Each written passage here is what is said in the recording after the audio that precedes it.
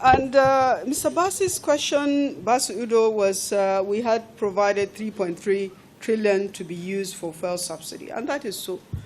And I think it's not news that for us on the fiscal side, this is something we wish we don't have to do. But we also are living in a nation and have different arms of government, and we have to do what is practical. And it is our responsibility to make these provisions. So while we have provided 3.3 trillion for fuel subsidy, we have also provided 2.05 trillion for the education sector.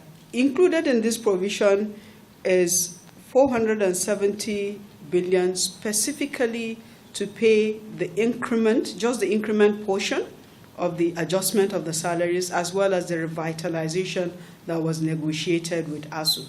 This is in addition to the regular salary. So if you take in the regular salaries, the total provision will be 515 billion naira.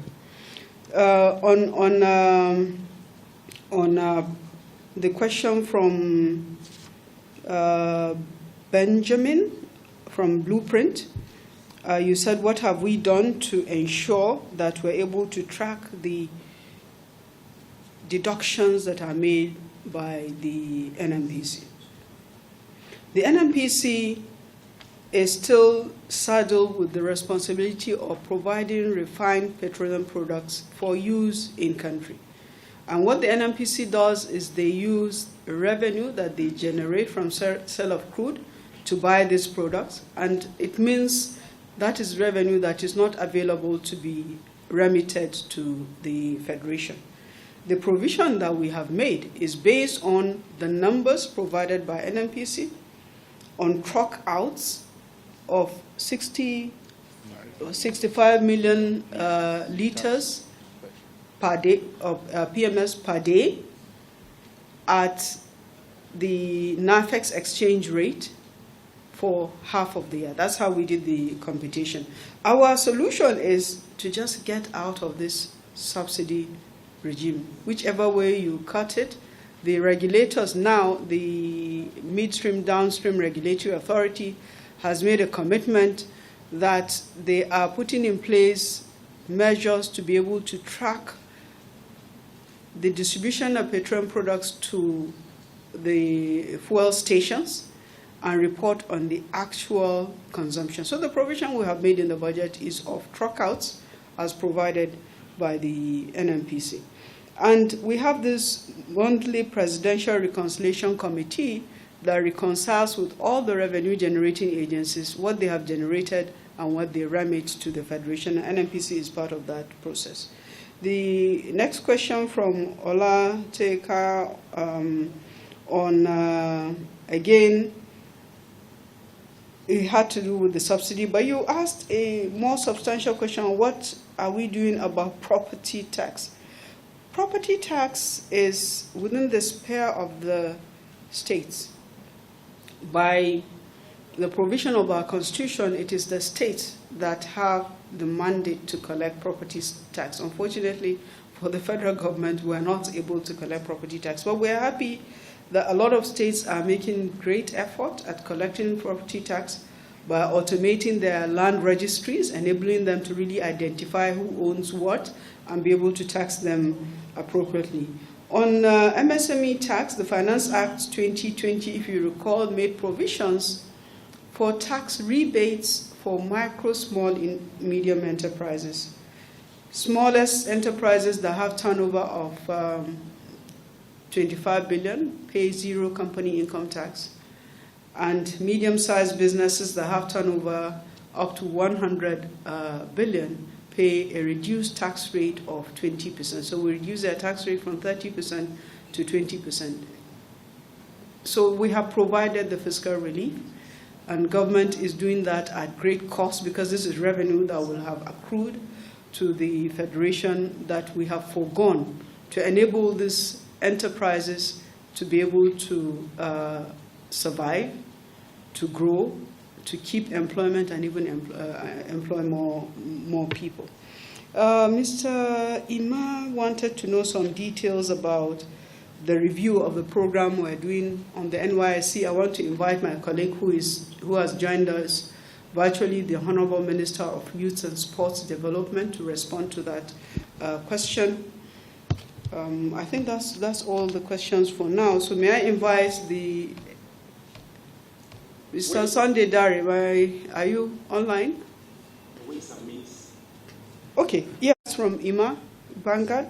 The total waste and means today is 20 trillion, and we have approval to securitize this. The securitization will be over a 40-year period with interest rate of 9%. But over the years, we have been paying the interest component at the current rates that is charged on the waste and means. May I invite Honorable Minister of Youth and Sports briefly before he comes on. This initial adjustment we're trying to achieve is for diasporas. Currently, the NYSC Act has a provision that says that you must serve within 3 years of graduation. So we have people that are living in diaspora that go beyond these 3 years. And the immediate past Director General of the NYSC began a process that was indicating that they have gone against the law and actually wanted to take people up on that. And our view is that that is discouraging diasporas from coming back home and bringing investments, that instead we should redesign the program. If we have to amend the law, we will, and we're looking at doing that in the Finance Act, to enable a diaspora to come back anytime they're ready to be able to serve. We'll just change the condition of serving. Instead of paying them allowances, they can serve for free. Instead of coming to serve and be assigned to a school or an agency, we can encourage them to come and set up small businesses and actually employ people, and that will be NYSC that they will be serving. And they get the certificates at the end of the period. So that's roughly what is being considered. But the minister has a larger restructuring of the NYSC that he's also looking at. So when he comes on, we'll still invite him to speak to the meeting. Thank you very much. Nyaima from the Nigerian Securities Exchange. And what you're asking is what is the current debt service to revenue ratio? So as at 31st of August, the debt service to revenue ratio is 83%. And that's why I said what we have is a revenue problem. And we have to do everything we can to increase our revenue. Our policy target is to keep it at no more than 50% over the medium term period, and ultimately reduce it down to 30%. But we're currently over 50% debt service to revenue. And Chijoke Onoha, you asked why and how we will grow revenues from the informal sector. It's first of all to try to get the sector formalized. So that's one of the reasons why we made provisions for free registration and online registration, so you can actually go to the CAC website and register. If you have all the documents within, is it 48 hours, that you get your certificate. So once you register, the process of registration includes you provide a TIN identification number, you provide the information like your account number, and I think BVN also is provided in the registration pool. So once you do those registration, then it's easier to track those companies. And since that provision was given, the Minister of Industry, Trade and Investment is reporting that there are more of these informal sector operators that are now formalized. Remember that I said we granted tax rebates for small businesses, but the businesses were still expected to file in returns to show that their turnover is below those thresholds that are either entitled to 0 CIT or 20% CIT. So gradually, the tax net is able to record some of this informal sector players. And more currently, the Joint Tax Board is working. So the Joint Tax Board is chaired by the chairman FRS, with each State Chair of Inland Revenue as a member. They're currently working at upgrading the process of tax identification number to include national identification number. And you know that there's a lot of progress that has been made in the national identification number registration process. The NIMSI reports that the numbers are now up to 84 million Nigerians that have been registered on the database. So there will be a link between the NIN number and the tax identification number. So that's another way that we're going to be able to use to track taxpayers' registration as well as tax compliance. And it's gradually expanding the tax net as well. So we're able to check where a company has paid its tax, to look behind the company to the directors of the company, to also look at the tax compliance of the directors of the companies. He's here, okay. So Chairman FRS will speak to more of what they are doing in terms of expanding the tax net. Gwemisola from One Campaign asked, again, her question is, what are we doing to expand the tax net and bring more informal players into the formal sector, and also how do we use ICT to leverage? So FRS will please respond to the issue of what FRS is doing in terms of leveraging ICT to expand the tax net. And also, Ngochi asked, what are we doing to drive inflation? I guess maybe to curtail inflation, right? Not to drive inflation. So inflation is increasing. The largest component of inflation is the food inflation. And also what is driving food inflation is actually the cost of energy as well as the cost of transportation. So the higher the cost of diesel, the higher the cost of transportation, because goods that move from farms to markets are transported with trucks that consume diesel. So what we have to do and what we're doing is try to see how we can provide some kind of measures that will help to reduce the cost of diesel. Again, the cost of these products are high because we're importing these products. We're not producing them locally. So our projection is when we get to the point by the first quarter of 2023, when we're able to produce refined products locally, that this cost will substantially reduce and it will impact the cost of transportation and will also have a similar impact on the cost of goods. The reports from the National Bureau of Statistics actually show that cost of products at the farm gates has actually reduced significantly. But when you now transport it to the market, it goes up and it ends up at high cost, and people are feeling that cost. The president is also has also directed us and the Ministry of Agriculture to look at how we can provide some kind of subsidy for some of the inputs in the form of fertilizer subsidy to reduce the farm cost itself to the farmer. Sahid Tajuddin's question was on SMEs. Chijoke Onoha's question was again, how do we grow the tax net again? So FRS, please take note. And Dr. Tokwe Fasha, a suite of questions. And I'm going to invite the DG Budget to respond to the questions from Dr.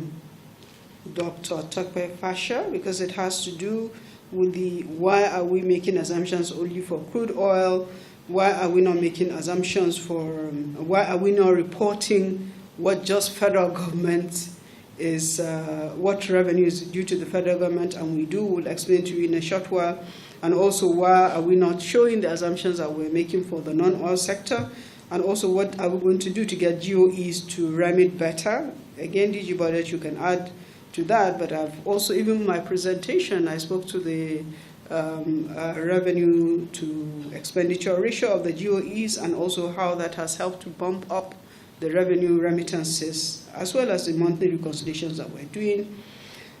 On NMPC, being a limited liability company, NMPC is not expected to continue to remit monthly to the Federation. They're expected to pay royalties like every oil and gas company, to pay taxes, and to also remit dividends.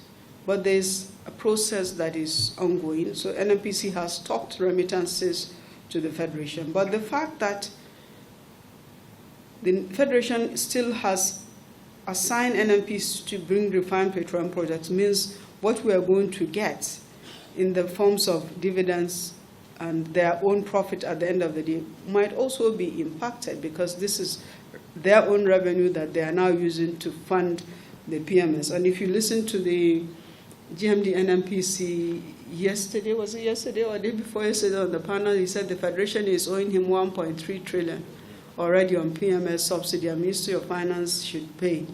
He said, okay, we will reconcile because you are also owing us another 6 trillion from FAC, so we'll sit down and do a reconciliation. So it's an ongoing discussion on ASU. I wish ASU has been flying like several years ago, and I'm one of the people that really want to allow ASU to fly. But let's see how we move from there. DG budget and then FIRS.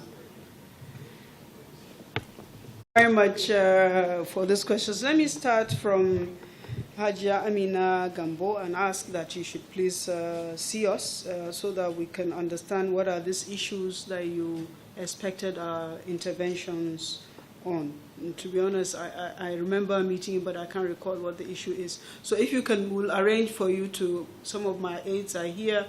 There are two ladies in front of you. If you can just link up with some of them, then we can meet. And to go back to the issue of public debt, the truth is the Nigerian economy will have been in a very bad shape if we had not borrowed to make sure that the economy is stable, that we exited the two recessions that we went into caused by global occurrences. We wouldn't have been able to emerge from recession, and to allow a country the size of Nigeria, with the number of people that we have, to stay in recession for a long time is to face the risk of going into a depression. So government decided to adopt an expansionary stand. At a time when revenues plummeted, we decided to borrow, to invest in infrastructure, and to invest in human capital development. The fact is we will have been worse off if we didn't do that. It is true also that a lot of African countries are classified to be in debt distress or near debt distress. But let us not make light the impact of the multiple global recessions that African countries have been facing in the past few years. From COVID to the war in Ukraine to climate issues, I mean, Nigeria has been lucky. The impact of COVID itself was not so much on the health side. What affected us is the impact on trade, which meant that trade lines were broken. And then in the specific case of Nigeria, the crash in the crude oil price. But we've seen countries whose economy have been built over 50 years, and with one day of a natural occurrence, the whole country's investment is wiped out. And so it means they're set back by development 50 years. A lot of the Caribbean countries fall in this. And so we should be thankful to God for minimizing the impact of climate change, but also be thankful that the administration of President Muhammadu Buhari has been able to contain these adverse occurrences and stabilize the economy, and still, within very limited resources, be able to invest in infrastructure and in human capital development. These investments that we're making now, it will be years down the line that people will appreciate the need for these investments. Because it's either you borrow now and build out roads, bridges, railways, and airports, or you wait to be able to build them with your revenue, and therefore you continue to regress. So our assessment is that is the best thing to do, and we did what we could in the interest of our country. On the issue of tax expenditure, the MTF has is on the website of the Budget Office, has details of the tax expenditure. Earlier on, I said we reported tax expenditure of 5 trillion in 2021, and then 6 trillion in 2022. So it's very, very significant. And therefore, despite the fact that industry, as well as our colleagues in the Ministry of Industry, Trade and Investment, keep wanting to add more of these incentives to attract businesses to keep business, we still have to find a balance between the revenue that we're foregoing and the investments that we're trying to attract. On fuel subsidy, I hope civil society participants that are here will also work with us to engage labor. We have been engaging labor on the matter of fuel subsidy. As you know, it's a very sensitive situation. And let me remind us that during the COVID in 2020, we actually exited subsidy. But somehow we pushed back from labor when fuel prices began to rise and the modulation mechanism that we put in place kept being adjusted. When we went to 165, labor pushed back and we're beginning to ask for salary increases, which we could not afford. So President directed for us to stand still. So we're at 165 when the landing cost today, even at NAFEX exchange rate, is 331 naira. It's not sustainable. It's something that we have to address as a people. And it is easy for government to just say, let's exit it. But it has to be implemented, and it has to be implemented in such a way that we don't have a disruption in the polity.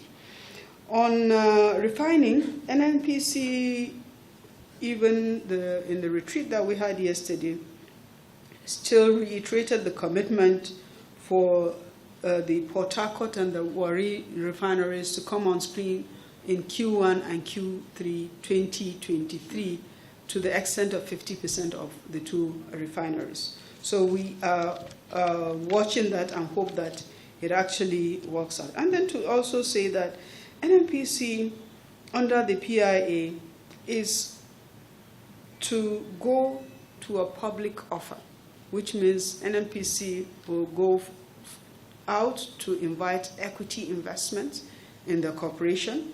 I don't know exactly the timeline for doing that, but it's in between the short to the medium term. In second quarter 2023, so there will be shares of NNPC that will be open for public investment. So let's all start saving towards that. And then also we have some federal highways that are now going through a concession process, 14 of them under the Federal Ministry of Works. So they made assessments on the roads that are most commercially viable, and they are open for competition. So there will be the toll infrastructure will be built by private sector participants, and they will collect toll to recover their investments, while a proportion of the revenue will be coming to government for government to be able to maintain the roads as built. But also the airport terminals are at an advanced stage of concession.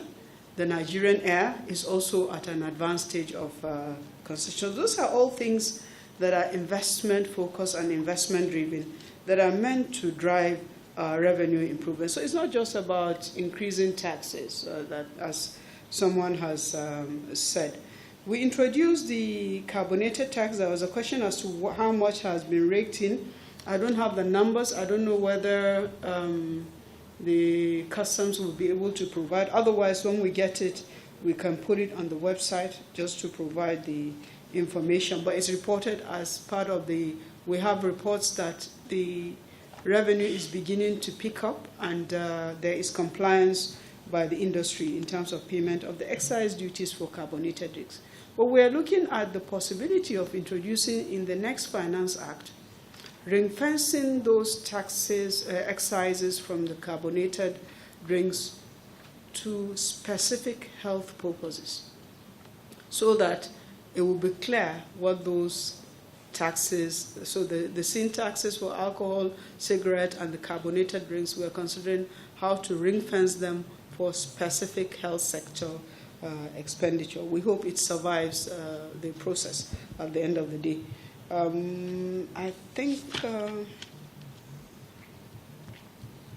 I've addressed all the issues. So, Mr. Simon, on the Nigeria Agenda 2050, Our plan is to have His Excellency the President launch this agenda either in November or December, subject to the schedule of Mr. President. The work is advanced. We're now at the stage where the Agenda 2050 document is being circulated to MDAs to get their inputs, and also the document will be taken to the National Economic Council to get inputs, and to the Federal Executive Council to get inputs and approval. Then it will be launched. So it's virtually ready. Final question for me to address is another one from Leah. Census, are we on course? Yes, we are.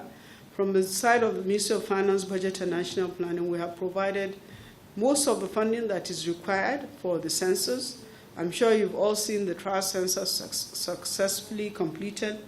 The National Population Commission tells us that the census is scheduled for April, and I have not had anything yet to the contrary, but perhaps they will announce the specific dates themselves. That's the guy from the non-alcoholic beverages industry who talked about. To make these assessments, there's a current assessment that is going on the impact of pioneer status, for example, and other incentives that have been provided for some specific sectors. We're assessing what is the benefit that the economy has been able to gain from this. And our assessment is that some of these incentives have really reached the maturity point where we should begin to pull back from them. And also, as we're trying to introduce new incentives to especially support new industries, young immigrant industries that have the potential to also grow the Nigerian economy. In my report, I had reported earlier on the fintech industry, for example, is one sector that we're looking at. Industries that are largely driven by youths and by women are also being considered for new incentives. And then there will be some industries that have matured that will be retired from the current incentives that they enjoy. We also report this revenue expenditure, which is in the medium-term expenditure framework. The size has grown. In 2022, we reported actual expenditure of 5 trillion in 2021. This is a collection of all of these incentives, waivers, exemptions that have been provided. We've also projected that in 2022 it could go up to 6 trillion. So this is revenue that we're actually foregoing, and we're reviewing it with the focus to rebalance from some industries to another, but also to reduce down the cost, because we also need the revenues.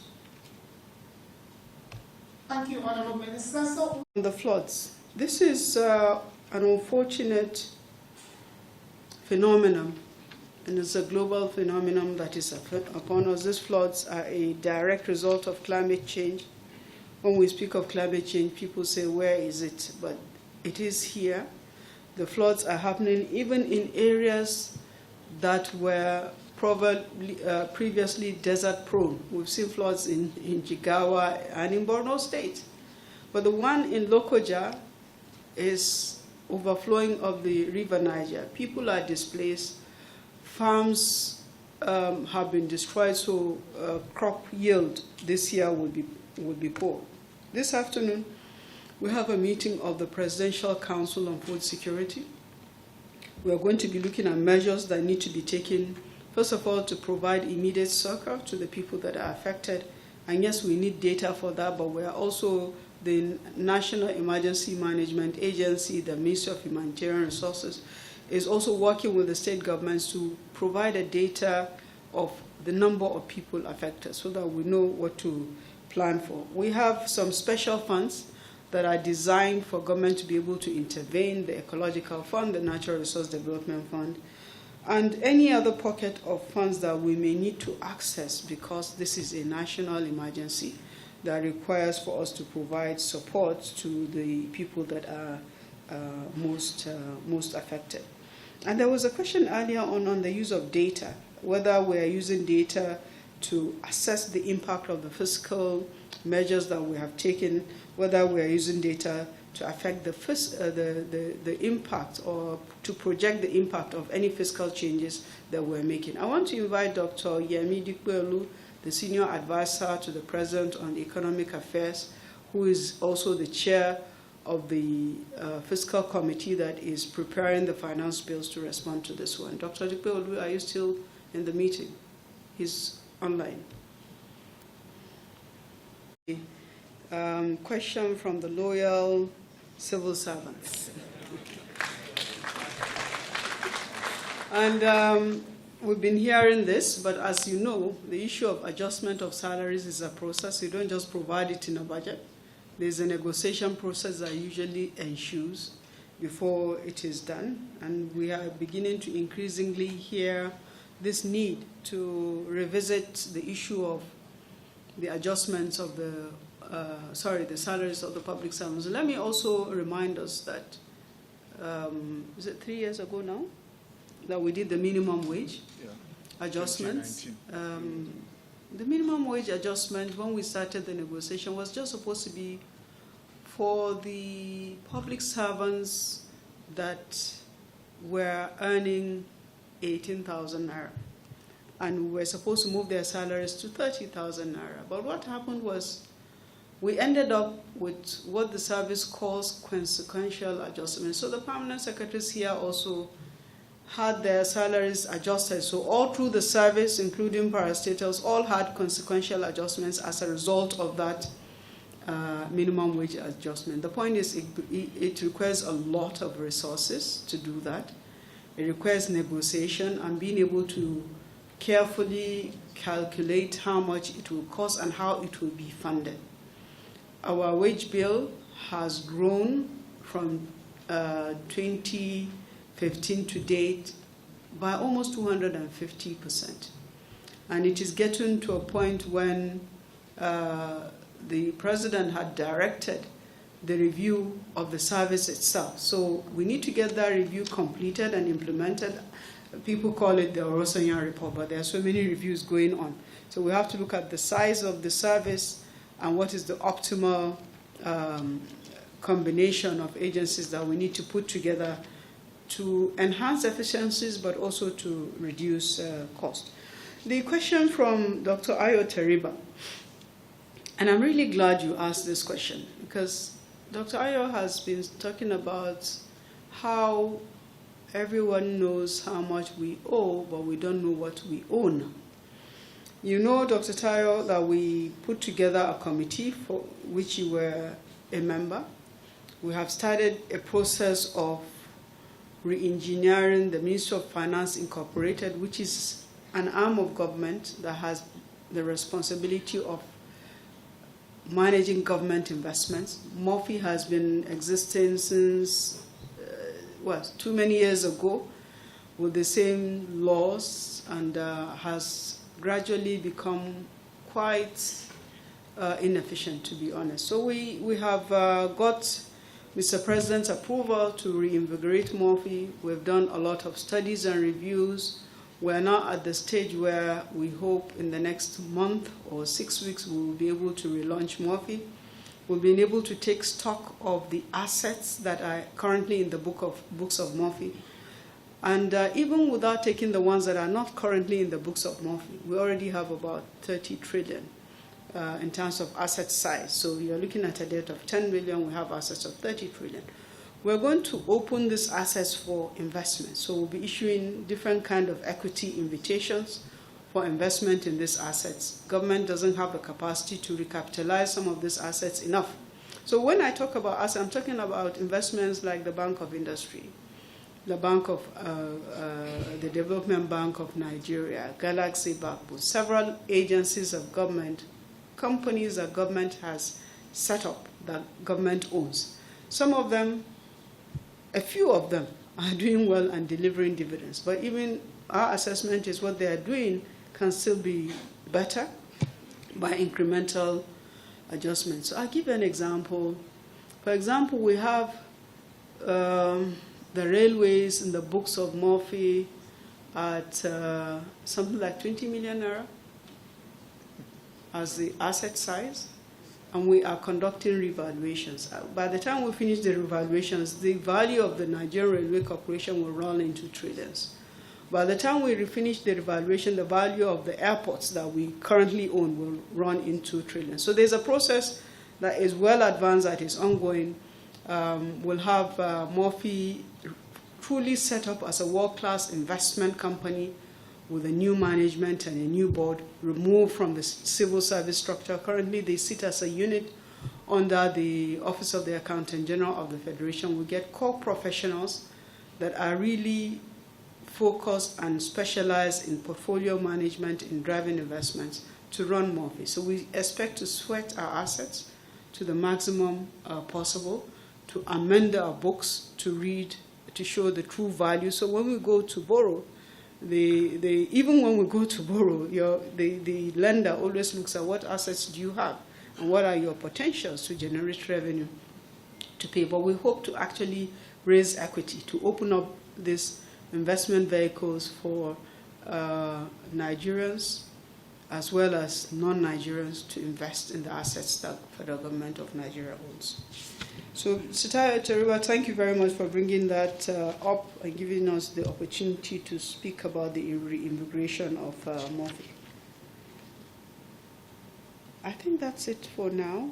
The chairman FRS has done well in terms of addressing the issue of the automation that they are currently working on, and the partnership between the states and the federal government, and also the need to harmonize our tax system so that it is truly a national system, because it's a major concern. Adedi asked earlier on, what are we doing about property taxes? We're not able to do at the federal level much about property taxes because it sits in the purview of the states. We're not able to do a personal income tax at the federal level because it sits in the purview of the states. So the Joint Tax Board is very instrumental to this harmonization process. If we get to a point where we have the same platform, an electronic platform, then we'll all collectively be able to do better. Thank you very much, Honorable Minister. We'll now go to this week. You said the first was there is an issue about our seeming preoccupation with detailed assumptions around crude oil. Despite its declining significance as a contributor to federal government revenues. Two things. One is the Fiscal Responsibility Act actually makes some specific prescriptions about what we must provide, and the price of this principal export commodity, oil, is one of those that we're required to provide the assumptions around. Plus, maybe there's a bit of tradition there. The day you stop providing that information that Nigerians have forever gotten used to seeing in the MTF, you get accused of hiding, something. But it's important to say that despite oil's declining significance as a contributor to our GDP and government revenues, not so long ago, it was accounted for 70% of federal government's revenue. Now we're talking about 20%. But even 20% is still quite significant from one sector. But beyond its contribution to oil, to revenues, oil remains, the crude oil export remains our principal source of foreign exchange. And given the significant import dependence of the rest of the economy, even the non-oils of the economy, whether it's manufacturing or even the services sectors, it's important that we continue to keep a strong focus on this, important sector from that perspective. Ultimately, our goal is to be able to maximize our revenues from oil to support our diversification away from oil. But regarding the non-oil revenues, even though perhaps we don't speak as much, to those directly. Within the same medium-term expenditure framework, you have some of the key assumptions, and then, if you read the full MTEF document, you will see even the detailed assumptions. So, for instance, when we provide assumptions around nominal consumption, that's the basis for projecting, say, your VAT, for instance. So these are all some of the information that we actually, so all of those have underlying assumptions. None of those numbers gets pulled from the sky. So even if it's custom revenue, for instance, there are assumptions about, throughput, about the exchange rate that is applicable, the value of the imports and all of that underlie, those, assumptions. But we'll take your point as going forward and put out, a lot more, detail around these non-oil revenue, the underlying assumptions. With respect to federal universities, let me clarify, because I think because of the focus on the 470 billion naira, which is a specific assumption comprising 300 billion naira for the revitalization, the program in the tertiary institutions, the upgrade of their infrastructure and all of, and 170 billion naira, which is estimated to be the cost of the upward adjustments in their salaries for 1 year. That's not the total budget for them. For instance, for universities, for university teachers, the regular budget for their salaries is about 415 billion naira. And that's provided in this budget outside of the 470 billion naira.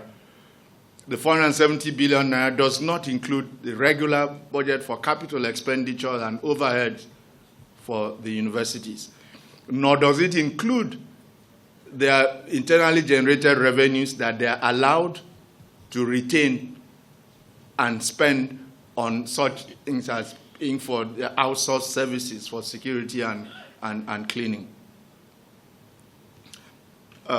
With respect to GOE's emittance, as the Honourable Minister highlighted, we have, and this is a journey that we haven't got as much credit as we deserve for. I remember up until 6 years ago, the most in terms of revenues that came from these agencies, remittances, were about 200 billion naira.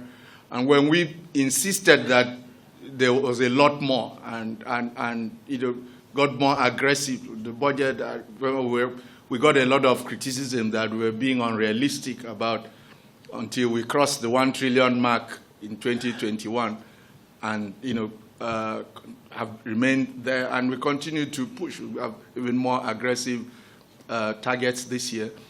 2 years ago, the Finance Act imposed a cost-to-revenue ratio of 50% on most of these enterprises, which say we are restricting how much expenditure they can. So there are very rigorous procedures now for them to be able to exceed that sort of ratio. And we have implemented now the direct deduction from their revenues, by the Office of the Accountant General of the Federation, which the pilot phase has gone through the past pilot phase, so we expect that will now be rolled out across all of them, and these should see, we expect in the remainder of this year to see, significant increases in the revenue coming from that. We have also, with effect from last year, introduced a special budget, system for them, based on the technology, which by itself, by that system, it's called the, BIMS, which limits their capacity. It makes their budgeting more transparent and puts their budgets on a uniform template across board, and even had within it hard-coded these limits like the cost-to-revenue ratios. And as you heard, this got to Mr. President's speech before the National Assembly, where he called on the National Assembly to pay particular attention to the budgets of the GOEs, and insisted that the practice in the past of the budgets of the GOEs being passed without, going through the presidency must stop. And so with all of this, we expect to see further improvements in the contribution of this sector to our revenues. Thank you.